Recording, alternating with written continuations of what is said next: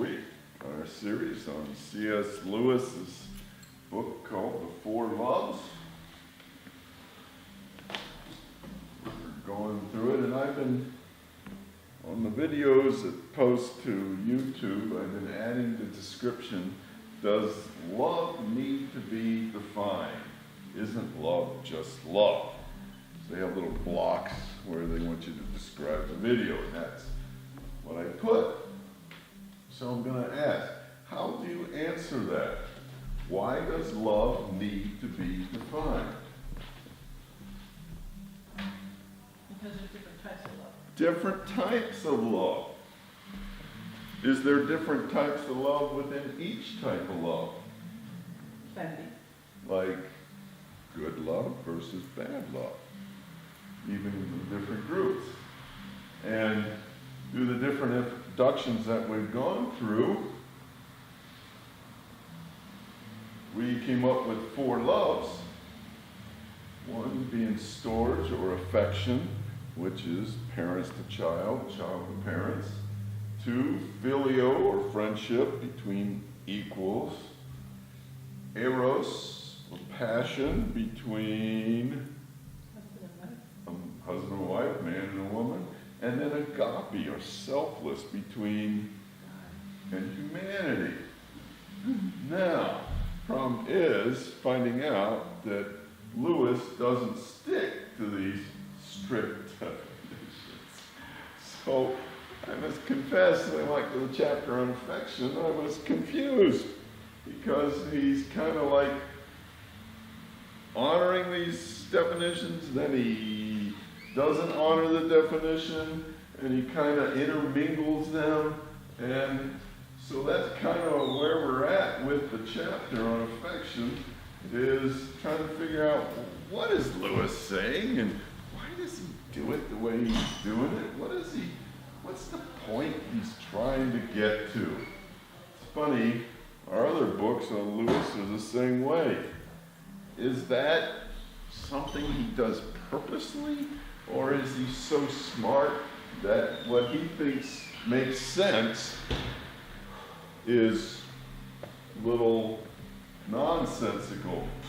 So that's kind of where we're at. So in this chapter on affection, he starts out calling storge, if I'm saying that right, in the Greek, but in the English he calls it affection, the humblest and most widely diffused of the four loves, and that it differs the least from the animals. Humblest differs least from the animals? What? Okay, what's your initial thoughts on his statement here? Qualification of affection. Most widely diffused? It differs least from the animals? What do you think about, just from the starting gate, what do you think of Lewis's comment here? You watch a mother animal when they're young, it looks like she has affection for them. Yes, okay, that was one of his points. He said a whole bunch of puppies and the mother and they're all cooing and all that stuff. But do you think it's the humblest and most widely diffused of all the four loves? He says something about how it develops before you even know that it's there. Like if you fall in love with someone, you can say, oh, I met that person and I would love it for whatever. Like you can have a definitive point, but with this affection, there's like this familiarity with it. So it kind of trickles in, and then when you realize you have it, it's already been there for a while. So I think in that sense, if you don't really know that it's happening, it's kind of humble because you're not thinking about it. It's just kind of happening. I like that, Paul. I like that. I really do, because, man, I read this chapter over and over.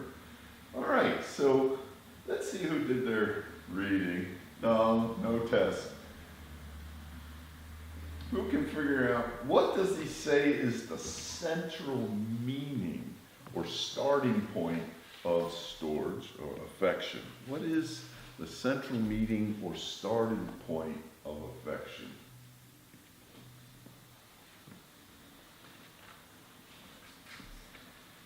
Familiarity? Familiarity. No. I kind of said it already. Renee talked about it. The parent, whatever, Yes. parental. Parent to child or child to parent. So this is kind of the place he starts at, and then he quickly intertwines and, you know, goes off on tangents, and I'm like, what? And fortunately, Dave gets to finish the chapter. So, and then he starts from there, and then he expands it to the illustration of puppies in a basket and their mother nursing them and all that. So that's where he starts, and he kind of suckers you in because you're going, oh, okay, I got the definition of affection. All right, he's going to talk about it. No, we make it confusing. Because yet, Lewis states that affection, quote, ignores the barriers of age, sex, classification, and education, quote. And then later, he says, it ignores the barriers of species. What? Do you agree? Yeah, you love your dog. Yeah. Your dog loves you. And notice she did not say cat. It's a very good call, very good. But Cats. it was funny, like this one part about, you know, like that old guy down the street, or, you know, the same with, it's kind of like things that shouldn't go together, but because you're shoved into this situation, so let's say, you could think about it like maybe at work, like, you know, so I work with a bunch of different people, and initially, I will say, you don't have any expectations. You come in and you grow accustomed to people that you're around, which I guess you could say is affection. Grow accustomed. What a great thought there, Paul. Grow accustomed.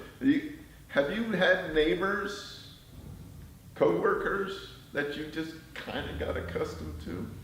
Normally you'd be like, get away from me, but because they're in your workplace or they're living next to you. Anybody Yeah. got accustomed? What did you realize what was happening at first, or did you kind of get tricked into it and then you said, oh, what happened to me? Yes. Yeah. Especially if it's a crazy neighbor, right? Crazy neighbor. And everyone has a crazy uncle, right? The uncle who was in jail, or maybe not that bad, but he's crazy. And everyone goes, yeah. So Lewis says almost anyone can become the object of affection. Almost. It's part of familiarity too. A part of it, I mean, it's similar, like even in Isaiah it talks about how you become accustomed to your caves or your shelters, you know, because that's what you know. And you're familiar with it, and you know where your boundaries and where your, even if you have a lot of problems, you know what the problems are, and you know what you're going to have to deal with in order to overcome them. But when you go to what you don't know, the unknown, that's where the fear comes in. So you tend to stay away. You don't want to go out there. So you'll stay in those places. Is Jackie the only one like that? No. Okay, how many of you are not only like that, but like crazy like that? Any change is evil. I know somebody. Right, even if the change is good, you're so ingrained Yes. in that situation. Yeah. Okay, she's talking about me. Yes! I'm that way at work. Always coming up with a new way to say things or do things. Like, I like the old way. But of course, I'm not like when we first went from the MD-80 to the Airbus, these old guys were like, we're gonna fly this like the 80. No, that's not the way the manufacturer set it up. Grumpy pants. But Yeah. is it really affection then? I mean, when you look at it, is that really truly what you call affection? Is there a differentiation between those two things? That I often wonder. Getting used to somebody, accustomed to somebody. Yeah, or even a situation. I mean, there's so many different aspects of that particular modality. Well, if we come back, he's Yeah. talking about people, right? Or dogs, but mainly talking about people. So we do get accustomed to almost anyone. Notice he said almost. We're going to get into that a little later, why he uses that qualifier, because you would think as Christians we're supposed to be affectionate to everybody, right? Every single person. Kind Well, or affectionate. He later on this point gives the caricature of a dog secretly loving a cat. I thought that was humorous. You know, my dogs tolerate the cats. Every once in a while, my one dog will chase a cat like once every 8 months. The other one chases it like every other week. But then we had a dog who ripped the throat out of one of our dogs. He did not like cats. So, secretly loving a cat. So what? You would secretly love the most detestable person in the office? Our other dog was a puppy when our kitten was a kitten, and they played together like they were two dogs and two cats. So does it have something to do? So they got accustomed to each other from the get-go. Right. Oh, Right. But maybe it has something to do with the bonding. At a certain age, you have bonding. Just like a mother and a child, they're bonded. There's neurons and there's certain things that it's even been proven. There's a certain time when bonding takes place because there is no knowledge one or the other, whether you're blind, whether or not. There's a bonding. And at another window in time, you are not bonding. So even with a child, if they don't have that bonding at those very non-verbal stages in their life, then you have difficulties later because they don't know trust. They don't learn to trust their environment. So Great. I'm sure that might have something to do with animals as well. Great point. In fact, they taught us in adoption training that some of these children have been in foster care so long that they never got that part. And it obviously has problems later, but then sometimes as they get to an age, they try to go back and fill in. Like I said, my daughters would sometimes take my hand walking into ShopRite when they were like 17. Mm-hmm. And I'm like, okay. I mean, I didn't turn it down, but I'm thinking people are going to come out and think, well, you pervert, you know? But it's So- called a reactive attachment disorder. Yeah. Oh, who's that open now? Yes, I Well, I was listening to a thing where the most important bonding between mother and child is breastfeeding. Because kids that don't breastfeed sometimes grow up a little different than kids that did breastfeed. Because when a baby breastfeeds, it actually looks up at the mother's face and eyes. It's like a natural thing. That's how God made it for the mother and child, for that baby to look up at its mother It is while in it fact- feeds. Yes, and there is I- an electrical But current. I've like had kids in school that got in a lot of trouble, and they always asked them, "Were you not breastfed or something like?" Because they were just different. They were just I don't know. Yeah, I don't I know just if remember somebody. I'm not trained in that area to say if that's a hugely significant or is it correlated center, but I think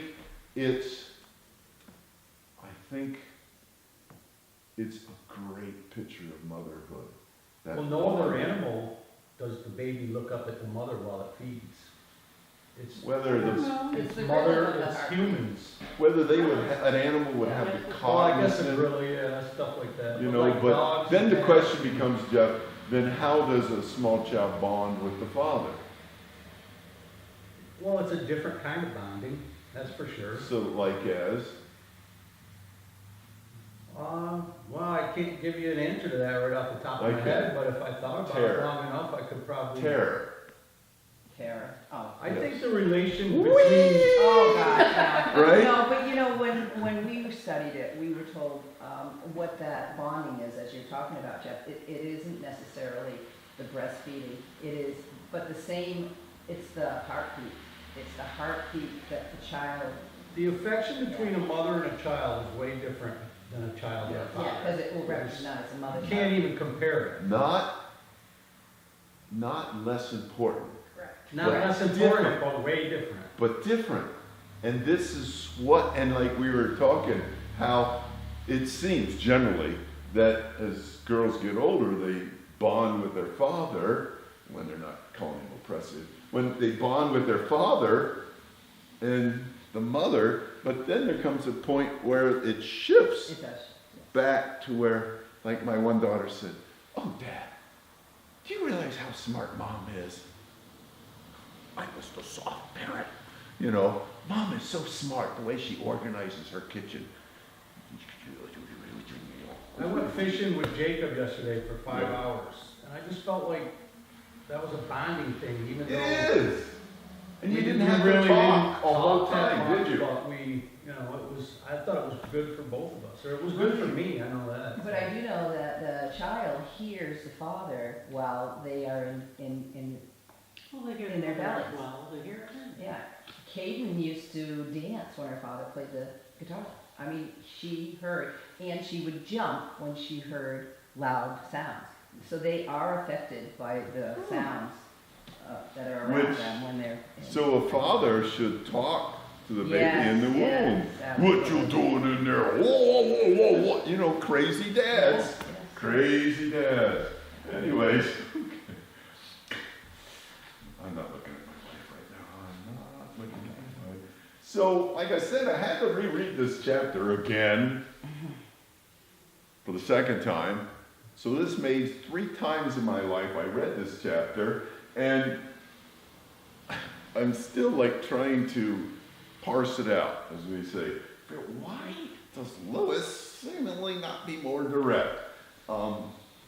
So I think we need to take a step back and get the big picture. Do you have that at work? Have you had that at work? In the military, we love that. Well, the big picture is, gotta see the big picture of things. You know? I just wanna throw this out, I was not breastfed, so that's why I'm messed up. That's why me and my mom had no bond, so. All right, I'm done with that. Okay, it's called too much sharing. I'm just- Moving right along.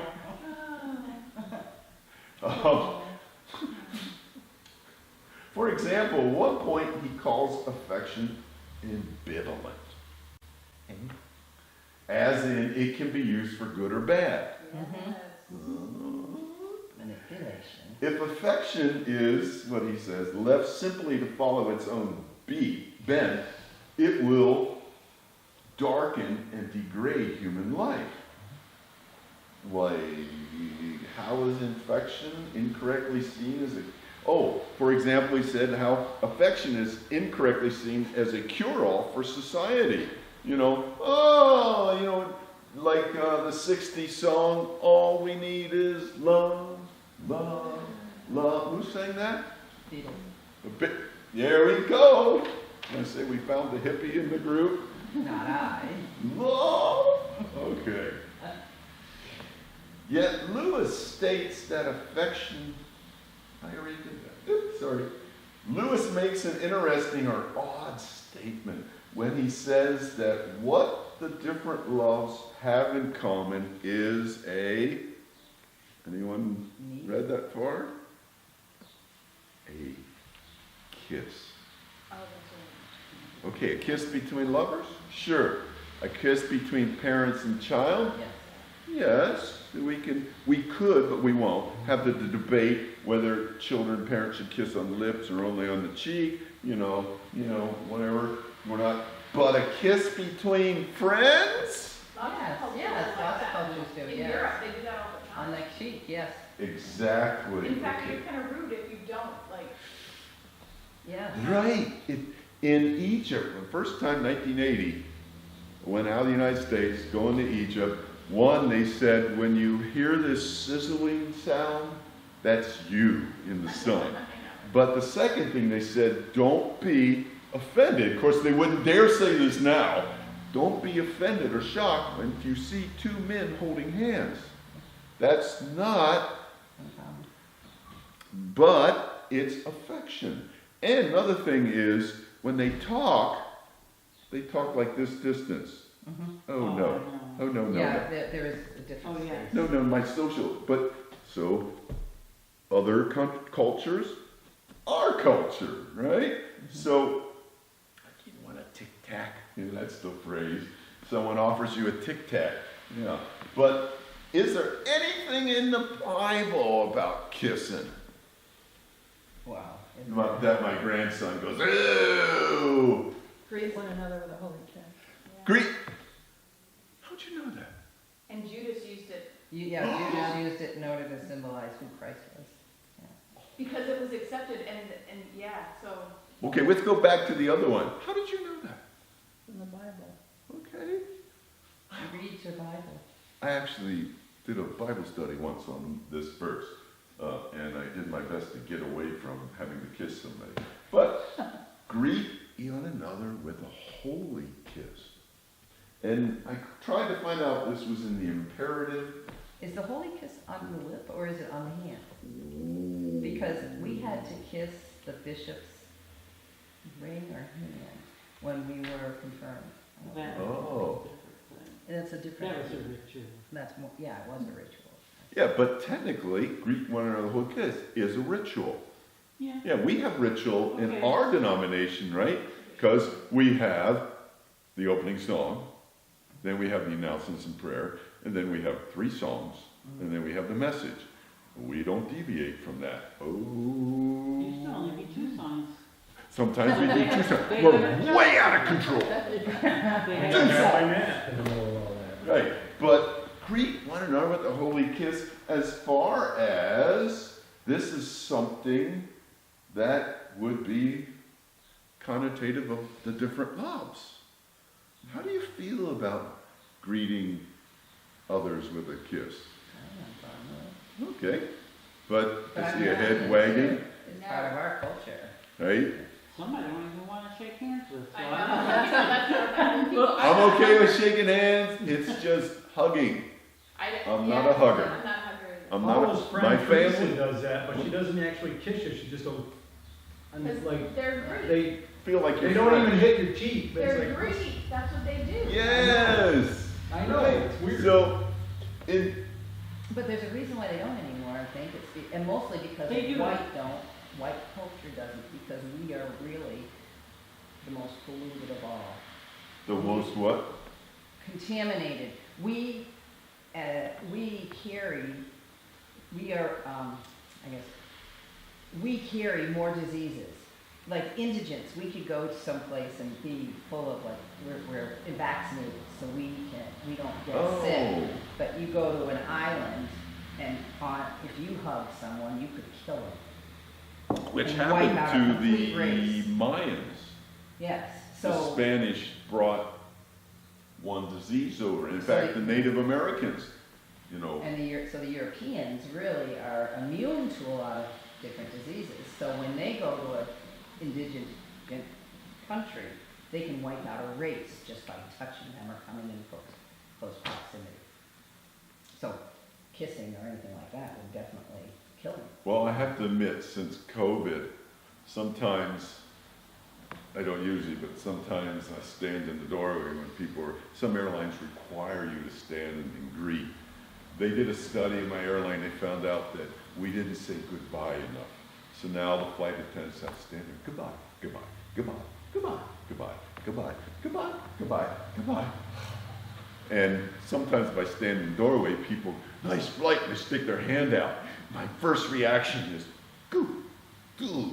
I don't, so sometimes I stick it out. Most of the time, they go, oh.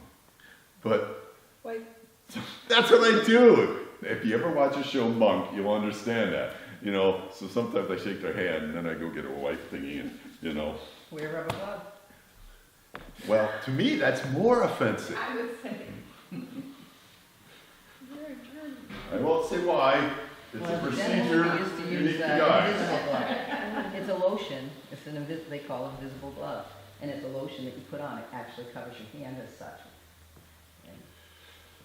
And Okay. I'll just stay in the blanket until they all leave. So I think he then, from this, these little tiny tangents I'm trying to figure out, pivots off the ambivalency of affection to explain how the need love and the gift love ideas, and you remember them from a couple weeks ago, we went over that, right? Need love and gift love, how they work out concerning affection.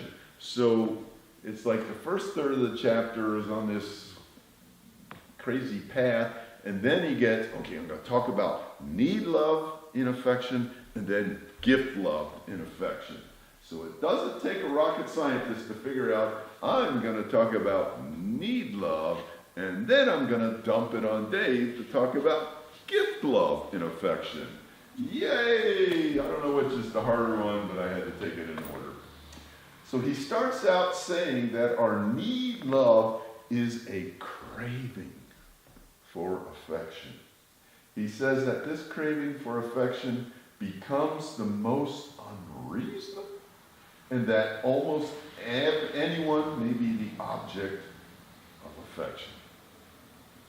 Need love of affection is the most unreasonable, and almost anyone be the object of affection.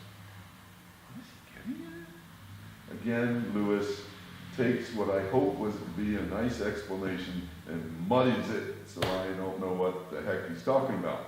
But I think some lines later he explains this as where humanity believes that we have a right to expect affection from others. A right.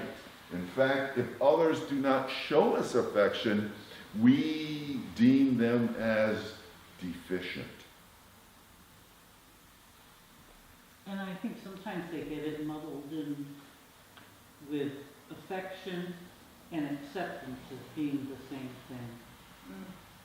What is the difference, Karen?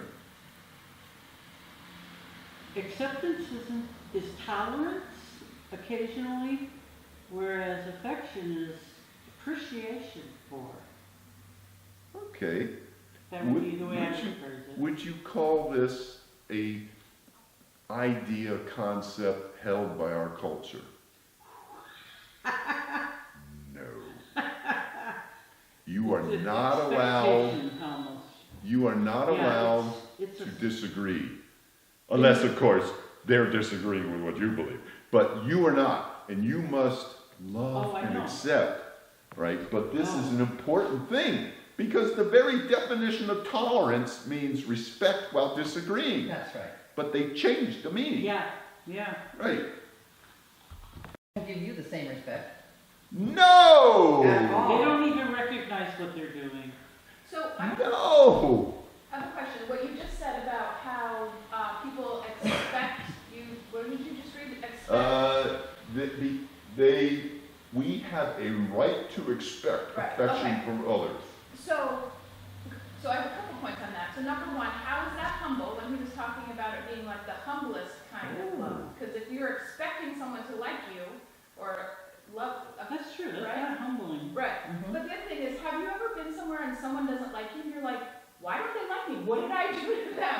Like they only met me for 3 seconds. How They're could they just not looking like at me? you. Like, because you expect someone to at least give you a Good chance, point. right? There's some people that just don't like anybody.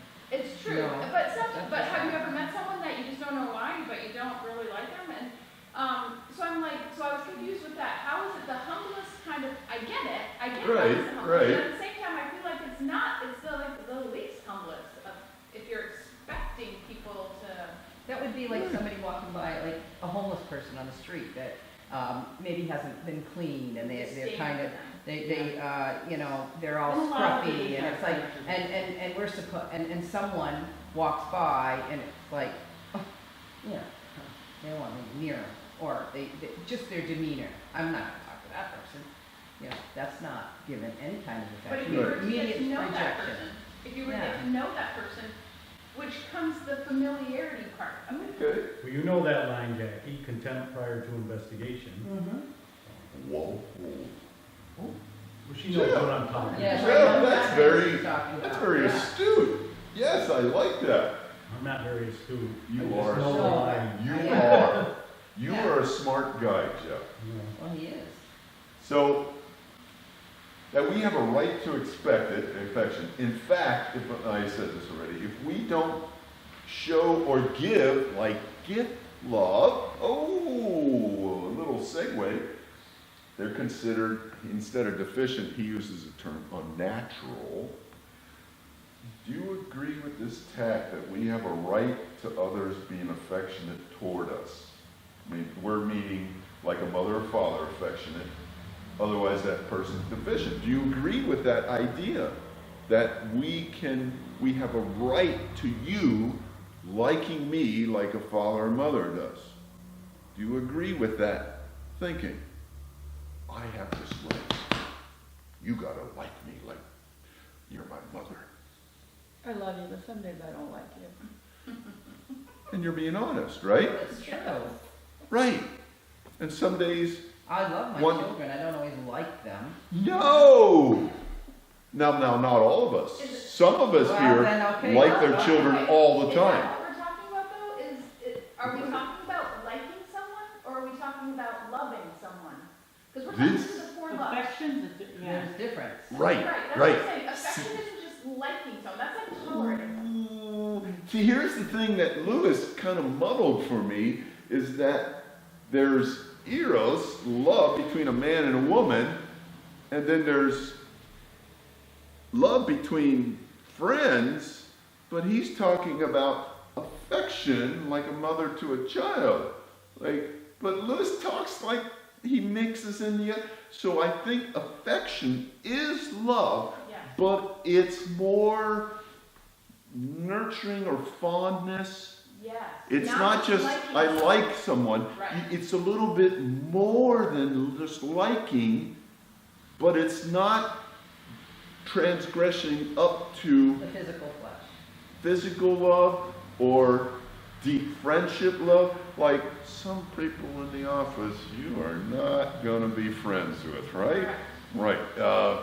And I can't recall any verse in the Bible, thou shalt be friends with everyone. But you can have a platonic relationship and have a deep platonic relationship without being flesh. It doesn't matter if they're male or female. It's somebody that you might be intimate with, but that doesn't mean intimately sexual. It's someone that you share your thoughts, your soul, your, intimate, Yeah, Thoughts but let's and keep such. that But to that's when we get not- to eros okay. and friendship. Let's keep that because Lewis doesn't speak of that. So whether he's excluding it or he just not thinking of it, because remember, we have to remember Lewis is English. So sometimes I think it comes through his, not properness, or his culture comes through in some of the things he says. And plus, this was written in a different era too. Great point, Karen. It was written in a different era. It was, England was still experiencing a post-Christian influence. Like America still has some post-Christian influence, but it is going away very fast. In fact, you could claim that it's now antagonism toward the Christian mindset. I find this very stoic. Stoic. Well, kind of Greek in many ways. It's just Yeah, that's stoic Lewis. thinking, and I find it to be. Yeah, but I he know talks that. about his affection love as the mother does the gift love and the child has the need love. Yeah. Although he does say that the mom has the need love too, to Yes. actually take care of that That kid. nurture. Yes. That need to nurture. Yeah. It's a need. Like Yes. Okay, so here's the And the father more question, protective. running down a rabbit trail. Does God have a need love for our love? No. He don't need No. us. He does not need us at all. No. Does that mean he's not loving. No, Or he's like highfalutin, stuck up, like, oh yeah, I love I you. think he likes his entertainment. I love you. You know, Children are always having Yes, they are. but He no, likes his creativity. but God is a complete being. But we are not. And he is different from us. Alike, but different. And we Well, went over this. He's much higher. He's got a whole different understanding, much higher. Yes. Than us, we're different. We're like the apes. That's right, we're different from. And he is like, In relative comparison. right. But we are not apes. We I are understand not that. But if you're, animals. I know, but when you're thinking about the mentality, we are like Right. nothing. Like between us and mice. Right. You know, mice think. I'm sure they feel pain. In fact, I was in the garage yesterday because somebody, I won't say who, somebody locked the door. So I shut the garage door. I went to go into my house and the doorknob was locked. Somebody locked it, ran out in the porch and ignored me. You know. I'm sure it was an accident, Kevin. Yes, Kevin. No! But anyways, I'm standing in the garage I'm sure they thinking, love you and have affection. she'll figure this out. Oh, my wife, no. She'll be happy That's sitting not on the what porch. you're But I'm standing there and my eye caught along the rafter. He stops. He looks at me. I look at him. You were in the I same place. move. Like, anyways. But take the mouse illustration further. The, God, well, say you and the mouse is on the floor. You can think better than the mouse, but then to take it further, and you say you created that mouse and gave him the ability to even think and to be there. That's the difference between us and God. I mean, it's not like he can think better than us. He made Right. the mouse. That's right. Gave the mouse the ability to think. Right. And there's different levels of thinking between creatures. Yes. Right, you know, a roach looks like it's brilliant in the way it strategizes, but it's basically following instinct. So with dogs, you know, we think, oh, my dog goes, roar, roar, oh, it's saying it loves me. No, but we can conceptualize, and I think this is the difference between an animal and us. We can think that we're thinking. I am thinking now. Where anyway, it's a good point. And I'm trying not to go down a rabbit trail. So what you just said, there is a thing here, Mouse just- we have the right to expect it. It says, this assumption is no doubt the distortion of a truth. And so I was thinking, because a lot of times if we often, I know, I thought that, why does that person like me? What did I, you know, they should like me, I didn't do anything, but at the same time, it's one-sided. Like, okay, so that person should like me. Am I thinking, well, I should like that person for using the same logic? And if they rejected me, should I like them back? But that's our pride too. Yeah. Whereas God is not proud. He will do what it takes to make you like him because he's not proud. He's not going to be, oh, you don't like me, then the heck with you. He'll chase you. He will make you feel something so you will reach out for him. And Right. I think I'm on the right track here. I just, Yes. but our pride is like when someone doesn't like us, we can't, it's hard for us to blow that off. We are like, Right. oh, wow, I gotta make that person like me. That would be like somebody I heard of who, going down the highway, and if he gets cut off, gets upset because a complete stranger disrespected him, you know, doesn't like me, doesn't like that person. You know, some of us, and then there's other people who in the car who, you know, you're afraid to, you know, like Nobody on the highway they likes would me. try cross 4 lanes of highway traffic to yell at the truck driver who drove us off into a ditch. You know, I'm not saying who that person is. My family.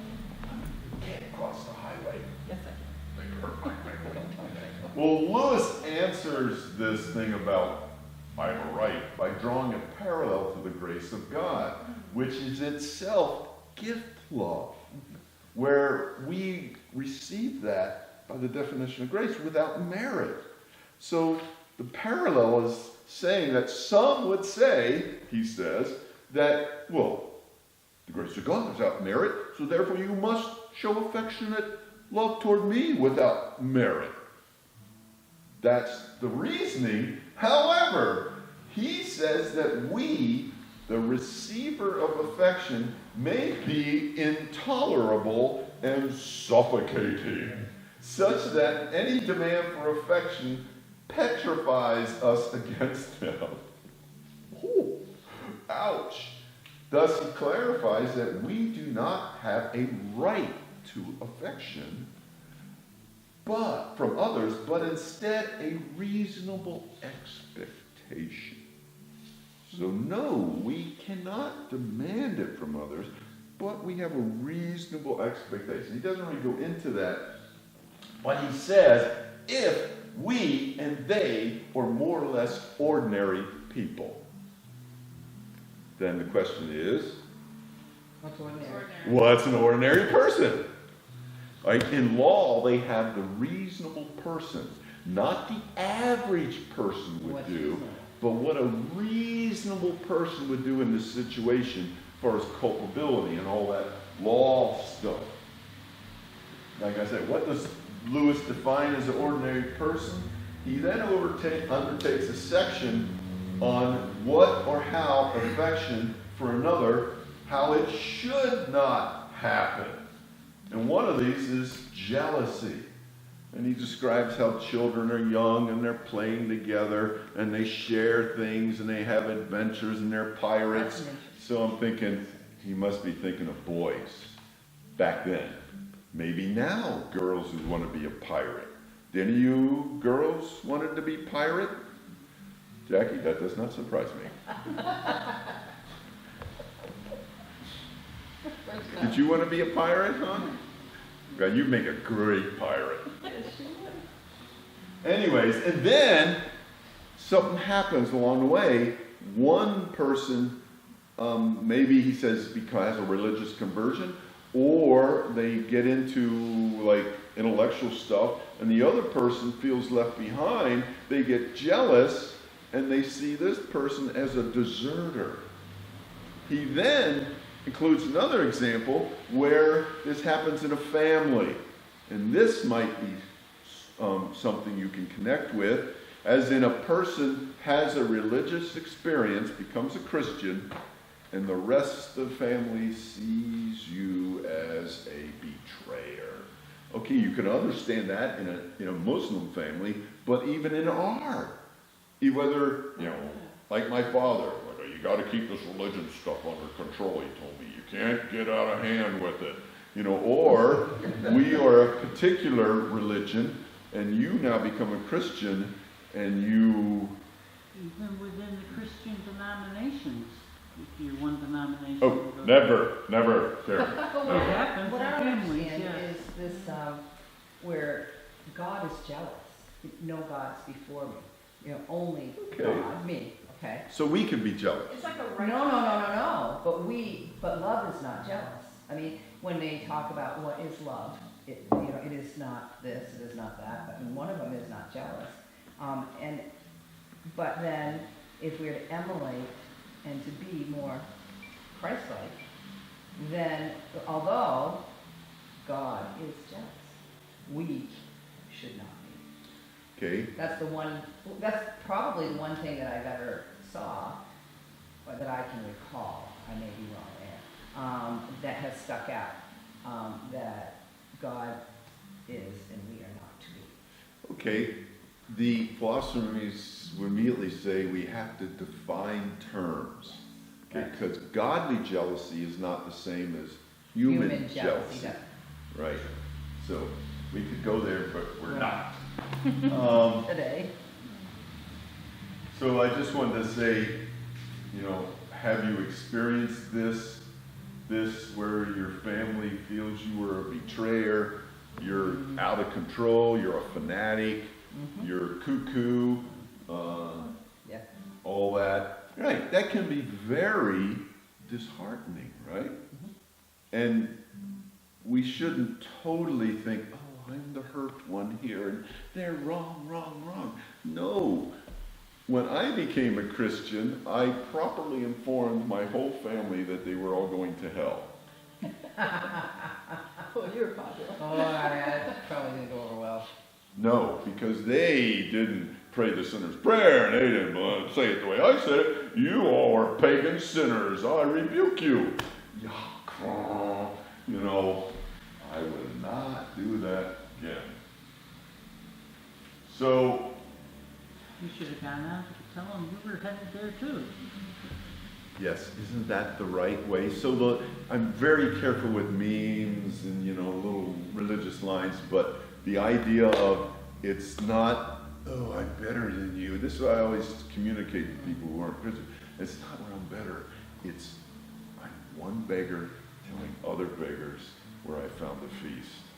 In fact, I say, in some ways, I'm more of a sinner than you.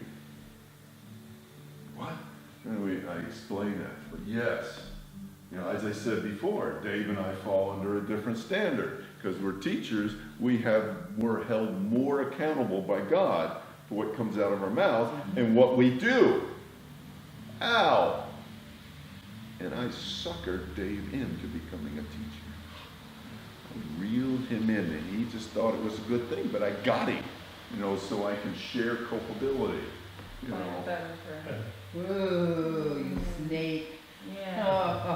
That happens with friends too, like, some friends will start to mature and move on and do different things, and the rest of their friends are like, oh, you're better than us now, you don't want nothing to do with us.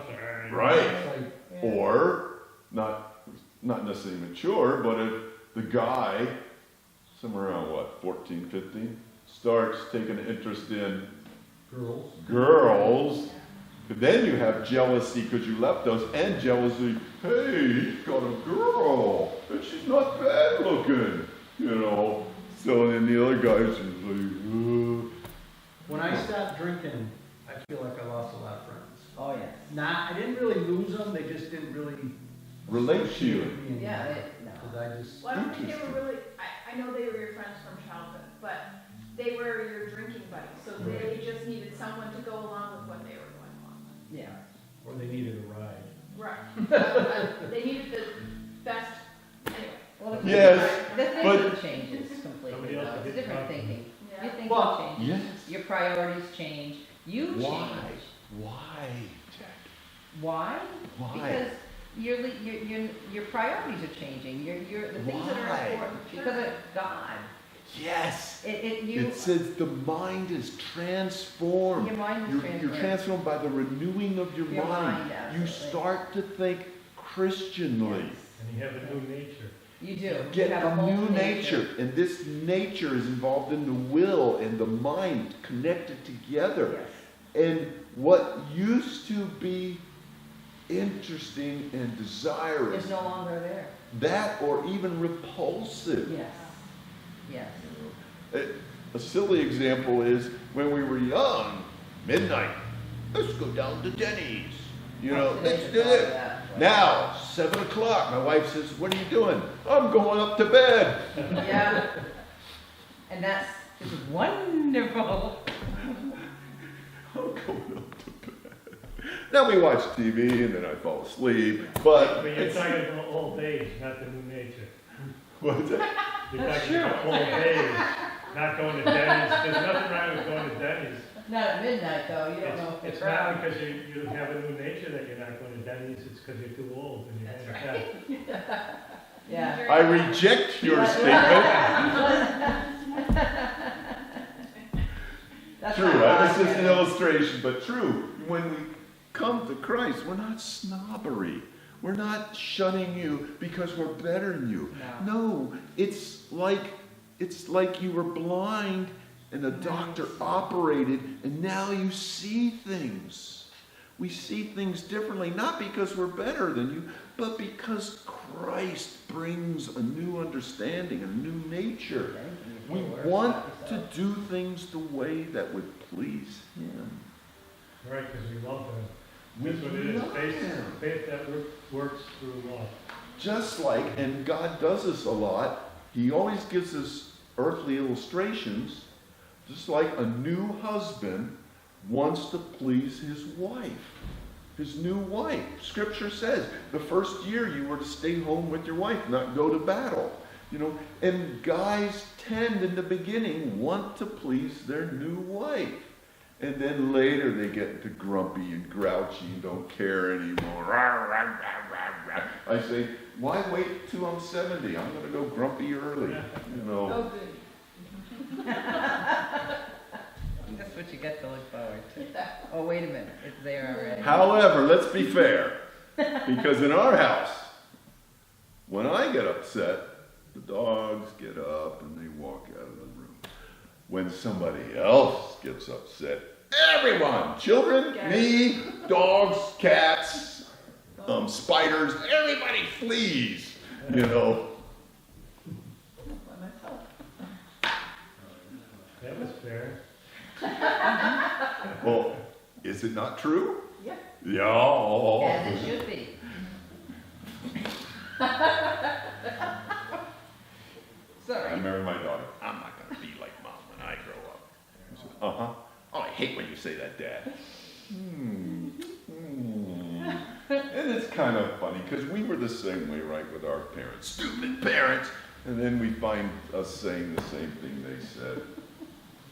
All right, so next week Dave is gonna move into gift love. And you can ask all the questions you want, deep, deep questions, and just stump Dave if you can. I won't be here, but I won't be here for the next 2 weeks.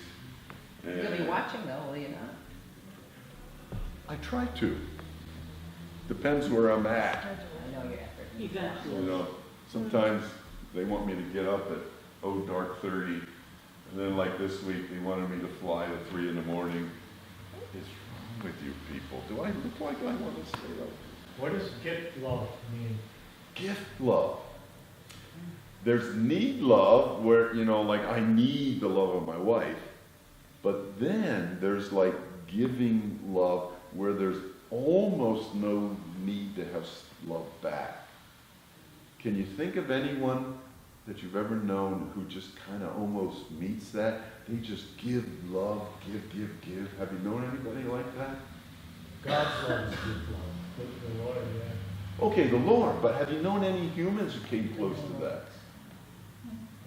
Only if they're smoking marijuana. Oh, okay. Yeah, Once most you- people don't just, aren't that outgoing all the time. Right. Every once in a while, there is somebody who's very giving with love, almost to the point of not needing it back. Right. People make you like. Father, we thank you. We thank you for this time. Lord, Willis is not an easy nut to crack, but we're trying to dig in, and what I think is great, Lord, is in that digging in, we get to see a reflection of you. And that's what changes us. In Jesus' name. Amen.